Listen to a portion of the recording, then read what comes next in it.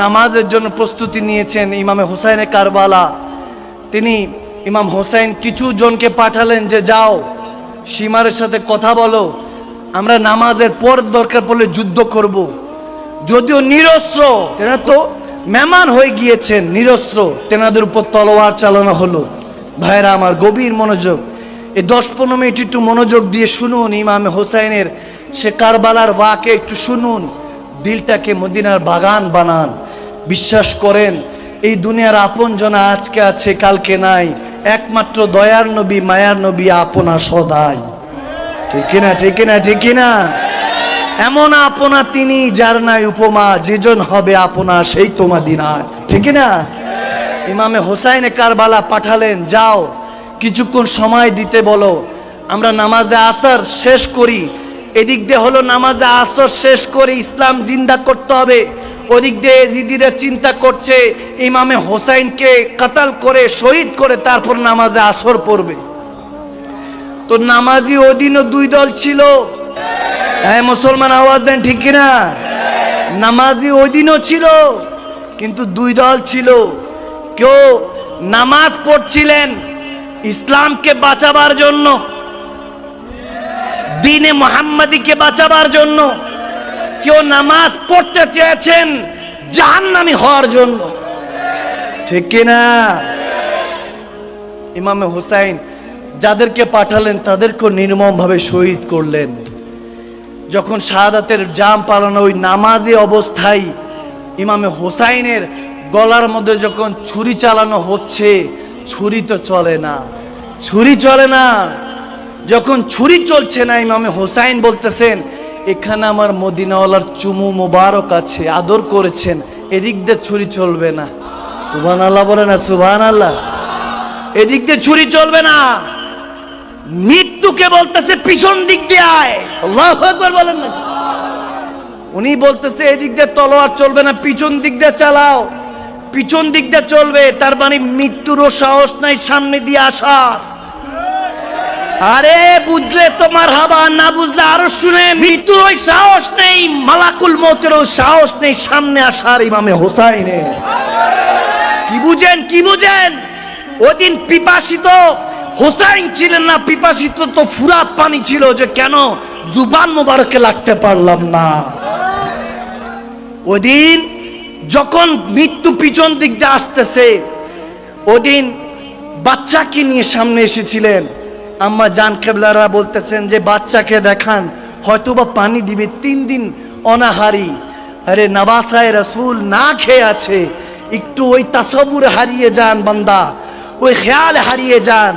এই সেই সময়গুলি চলছে যখন নির্মম ভাবে রসুলে পাকের আওলাদদেরকে শহীদ করা হচ্ছিল। এই সেই সময়গুলি চলছিল যখন ছোট্ট 6 মাসের আলী আসগরকে নেওয়া হলো, তীর দ্বারা রক্তাক্ত করা হলো, শহীদ করা হলো। উফ করার সুযোগ পেলেন না, উফ করারও সুযোগ পেলেন না। ইমামে হোসাইন ওই রক্তগুলিকে হাতে লাগিয়ে বলতেছে, আল্লাহ এই সাক্ষী রাখো, তোমার নবীর আওলাদদের রক্তকে সাক্ষী রাখো, যার কারণে কুল কায়নাত বানিয়েছো, যাকে হাবিবুল্লাহ বানাচ্ছো, যাকে আওয়াদানা কাবা কাউসাইনি গিয়ে দিদার দিয়েছো, সেই নওয়াসায়ে রাসূলের রক্ত মোবারক সাক্ষী রাখলো। উম্মতে মুস্তাফাকে মাফ করে দিও আল্লাহ। তিনি সেদিন এই হাতে রক্ত নিয়ে, আলী আসগরের রক্ত মোবারক নিয়ে আল্লাহকে দেখিয়েছেন, আল্লাহ ক্ষমা করে দিও। যখন এভাবে বলছেন, ইমামে হোসাইন শাহাদাতে জাম পান করলেন। হাদিসে এরকম এসেছে, আব্দুল হক মুহাদ্দিস দেহলভী রাদিয়াল্লাহু তাআলা আলাইহি রাহমার বড় সাহেব যাদের এটা বর্ণনা করেছেন, এরকম এসেছে যখন দামেস্কের উদ্দেশ্যে আমার ইমামে হোসাইনের যখন স্যার মোবারক তীরের মধ্যে আঘার মধ্যে নিয়ে যাচ্ছে, তখন একটা উটের সামনে, ঘোড়ার সামনে ইমাম হোসাইনের স্যার মোবারক নিয়ে যাওয়া হচ্ছে। এর আগের ঘটনা আমার বলার মতো সাহস নেই, আমি সহ্য করতে পারবো না। পার্সোনালি মাকদুম সালমাদানি, আমার সাহস নেই। ওদিকটা বলবো কি বর্বরতা চালিয়েছে, আমার সাহস নেই। এই জুবান দিয়ে ওই কথাগুলি বলবো, আমার সাহস নেই বাবা। আমি শুধু এতটুকু বলতে চাই, আগাজ দিতে চাই, শিখাবার জন্য মহব্বত নিয়ে অন্তরের মধ্যে আহলে বায়াত রসুল আরবির মহব্বতটা আনার জন্য। কারণ আল্লাহর হুকুম, কুল বলেছেন আল্লাহ, কুল লা আসালুকুম, আল্লাহ নবীজির ঋণ শোধ করবেন না আজরান ইল্লাল মাওয়াদ্দাতা ফিল কুরবা। আল্লাহ নবীর মহব্বত ঋণকে শোধ করতে হলে আহলে বায়াতের ভালোবাসার কথা বলেছেন। আল্লাহ শিখিয়েছেন যে ভালোবাসো বান্দা, বান্দা ভালোবাসো। ওই কথাই বলছি, যখন তীরে করে নিয়ে যাচ্ছেন আমার হোসাইনে কারবালার, যখন সর মোবারক নিয়ে যাচ্ছেন, ওখানের মধ্যে মা জায়নাব, সৈয়দা জায়নাব ছিলেন, আমার খাতুন জান্নাতের সাহেবজাদি, আমার রসুল আরবের শাহজাদি। তিনি যখন ওইখানে ছিলেন, তিনি আস্তে আস্তে দেখতেছেন যে একজন ডাক দিয়ে, ওখানে একজন শাহজাদা শুধু বেঁচে গিয়েছিলেন, ইমাম জাইনুল আবেদিন। তিনি বলতেছেন যে আম্মাজান দেখেন তো সবাই ঠিক আছে কিনা, যারা রসুলের আরবির যারা বংশধররা গিয়েছিলেন তারা কে আছে কিনা। তখন সৈয়দা জায়নাব তিনি বলতেছেন অমুককে ডাকছেন, সবাই লাব্বাইক বলছে আছি, হাজিরা দিচ্ছে, বলছে লাব্বাইক আছি। এরকম বলতে বলতে একটা পর্যায়ে দেখতেছে মা সাকিনাকে পাওয়া যাচ্ছে না। সাকিনা কোথায়, সাকিনা কোথায়, ডাকছে, দেখে যে মা সাকিনার কোনো আওয়াজ নাই, লাব্বাইক বলছে না। বুঝতে পারলেন তিনি হয়তোবা এই কাফেলা থেকে গুম হয়ে গিয়েছেন, হারিয়ে গিয়েছেন। একটু পরে তখন সৈয়দা জায়নাব বলতেছে কাফেলা থামাও, থামাও, আমাদের সাকিনাকে পাওয়া যাচ্ছে না। ও তারপরে নামিয়ে দূরে চলে গিয়েছেন। এর মধ্যে ঘটনা এরকম এসেছে যে মা সাকিনার সামনে ইমামে হুসাইনের সর মোবারক ছিল। যেই মা সাকিনা ইমাম হুসাইনের বুক মোবারকে মাথাটা লাগিয়ে ঘুমাতেন, ইমাম হুসাইনের বুকে ঘুমাতেন, নয়তোবা ঘুমাতে পারতেন না। সেই সাকিনার সামনে যখন বাবার লাশ, বাবার শিরদার মোবারক সহ্য করতে পারছে না, লাফায় উঠছে, কান্না করে উঠছে। একজন ওই ইয়াজিদি বদবক্ত সে মা সাকিনাকে বকা দিচ্ছে, এ থামো, বাচ্চা মানুষ তো থামো বলে থামাই দিচ্ছে। একটা পর্যায়ে ধমক দেওয়ার সাথে পড়ে গিয়েছে, পিছনে পড়ে গিয়েছে, কাফেলা তো সামনে চলে গেল। এরপরে তো আর কোনো খবর নাই। তখন থামালেন সৈয়দানা জায়নাব দাঁড়িয়ে, তারপর খুঁজতে খুঁজতে যখন বুঝলেন এখানে নেই, দৌড়ায় পিছনে গেলেন, গিয়ে দেখতেছেন একজন খাতুন পর্দা নিশ, অনেক সুন্দর করে পর্দা নিশিন তিনি খাতুন ওই মা সাকিনাকে কোলে নিয়ে বসে আছে। মা সৈয়দানা জায়নাব ওখানে কাছাকাছি গিয়ে বলতেছেন মাগো, এরকম যখন জুলুম আমাদের উপর চলছে, আপনি আমাদেরকে সাহারা দিয়েছেন, সাকিনাকে কোলে নিয়েছেন, আপনার ঋণ কেমনে শোধ করব। যখন এরকম বলতেছে ওই খাতুন ওই পর্দা নিশিন পর্দা সরালেন, সরিয়ে দেখতেছেন ওখানে ডাক দিয়ে বলতেছে জায়নাব, আমি তোর মা ফাতেমা, আমার সাকিনা যখন এখানে পড়ে আছে আমি আর রোজায় থাকতে পারি নাই, চলে এসেছি সাহারা দেওয়ার জন্য।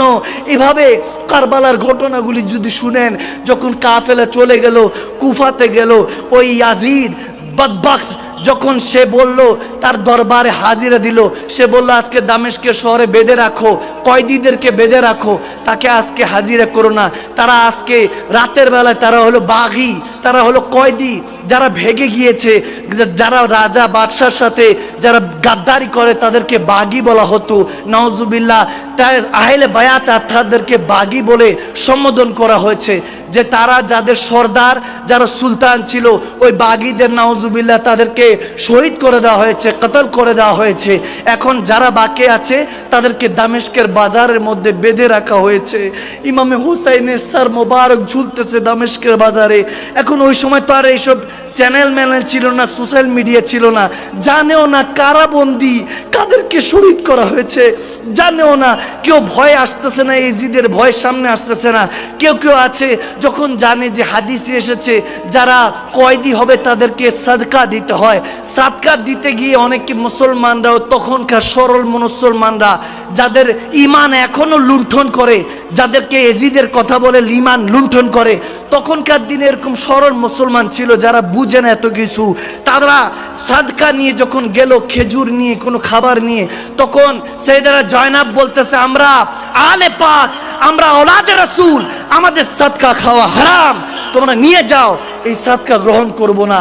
যখন এরকম অবস্থা চলতেছে তখন ওই অবস্থার মধ্যে আমার মদিনাওয়ালার নওয়াসারা কান্না করছে, বসে আছে, জাঞ্জির হাতে বাসানো, জাঞ্জির দেওয়া।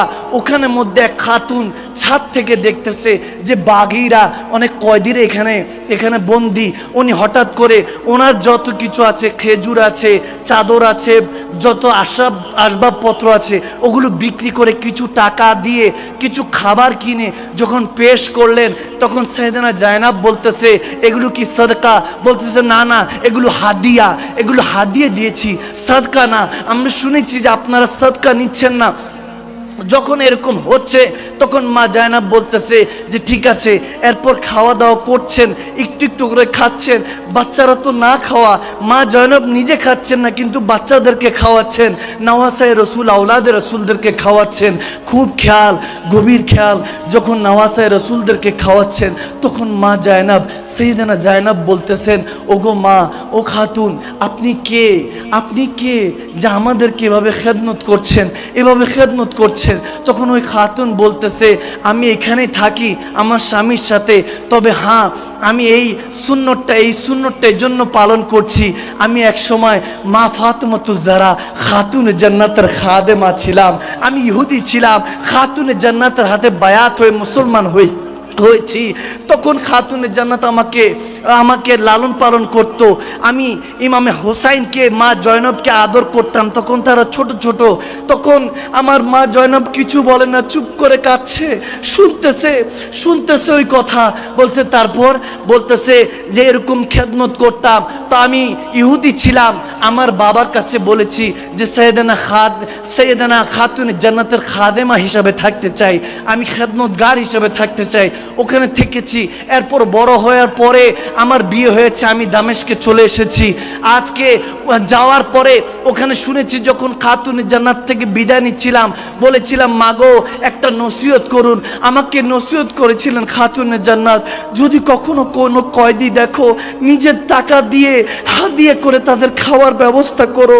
আজকে এর জন্য শুনে এসেছি যেখানে কয়েদিরা এসেছে, খেদমত করতে এসেছি, সে তো বেখবর, জানেও না কাদেরকে খেদমত করছি, কাদের আওলাদ আজকে ছুরিতে চড়ায় রেখেছে, কাদের ওই তীর বল্লম দিয়ে তাদেরকে আটকে রাখা হয়েছে, সার মোবারক ঝুলিয়ে রাখা হয়েছে, তিনি তো জানেন না।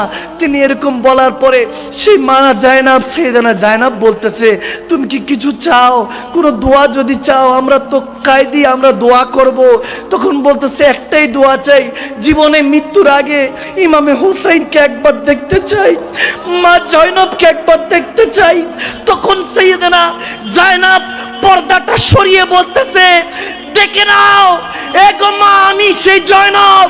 আর ওই যে চুলির মধ্যে যার সার মোবারক দেখা যাচ্ছে ওখানে হোসাইন, এই সে হোসাইন। সেই খাতুন একটা চিৎকার দিয়ে উঠলেন, বললেন আমার নওয়াসায়ে রাসূলদের এই অবস্থা কেন, কেন এই ইমতিহান? তখন আমার নবীর আওলাদরা জায়নাব, মা জায়নাব বলতেছেন মুখটা মদিনাওয়ালার দিকে ফিরিয়ে, মদিনা শহরের দিকে ফিরিয়ে, ইয়া রাসূলুল্লাহ, ইয়া নানা জান, দেখেন আজকে আপনার নামাজাদেরকে অন্তত কয়েদি বানিয়ে তো খাওয়া দেওয়া হচ্ছে, আল্লাহ তো আমাদেরকে খাবার দিচ্ছে, এতটুকু শান দেওয়ার জন্য জাযাকাল্লাহ, আলহামদুলিল্লাহ, আল্লাহ ধৈর্য ধারণ করার তৌফিক দাও। এরকম যখন বলতেছে ওই খাতুন, ওই মাটা বেড়ে তখন ইয়াজিদের সাথে বলতেছে ইমামে হুসাইনকে নামাও। ওখানে মধ্যে এরকম করছে কেন, চিৎকার দিচ্ছে তো। তখন ইয়াজিদি বাহিনীরা তাকে ধমক দিচ্ছিল। এখন দেখতেছে হাদিসের এই জায়গায় এসেছে এক ঈসাই ইমামে হোসেনের দিকে তাকিয়ে আছে। যখন ওই খাতুন চিল্লাচিল্লি করতেছিলেন, সে এসে বলতেছে এটা কার সার মোবারক? আমি তো ঈসাই, কিন্তু এটা কার সার মোবারক? এত নুরানি কেন? মনে হতেছে জুবান দিয়ে কিছু একটা বলতেছে। যখন এরকম বলতেছে ওই মা বলতেছে যে আরে এই যে যাদেরকে আটকে রেখেছে এরা হলো নওয়াসায়ে রাসূল, রসুলের যে কালমা পড়ে মুসলমান হয়েছি তাদের নওয়াসা, তাদের আওলাদ। ইনি হলেন তিনার শাহজাদা, জান্নাতদের সর্দার, যুবকদের সর্দার। ওই ঈসাই যে কাফের ছিল, সেই ইমামে হোসাইনের চেহারা মোবারক দেখে বলতেছে এ হোসাইন, সাক্ষী থাকেন আমি কালমা পড়ছি লা ইলাহা ইল্লাল্লাহ মুহাম্মাদুর রাসূলুল্লাহ সাল্লাল্লাহু তাআলা সাল্লাম। আপনি সাক্ষী থাকেন যে আপনার নাম ধরে আপনাকে সাক্ষী রেখে আমি কালমা পড়লাম, সে তলোয়ার বের করে ওখানে হাজারো এজিদির গর্দা ফেলে দিল। সব এজিদিরা মিলে তাকে তলোয়ার দিয়ে কত বিক্ষত করে ওখানে শহীদ করে দিলেন। হয়তো ওই দিন তিনি বলছিলেন ये नाज ये अंदाज हमारे नहीं होते, अगर झोली में टुकड़े मुस्तफा तुम्हारे नहीं होते, मिट्टी हुजूर नाब के दर से भी इस मंगतों के यहाँ गुजार नहीं होते। হয়তো ওই দিন বলছিলেন হুসাইন जिंदा है, कल भी जिंदा था, आज भी जिंदा है, सुबह क़यामत के बाद भी जिंदा रहेगा। हम हसानी है, हम हुसैनी हूँ, जब तक दम रहेगा तब तक इमाम हसन हुसैन का नाम चलेगा। सुभान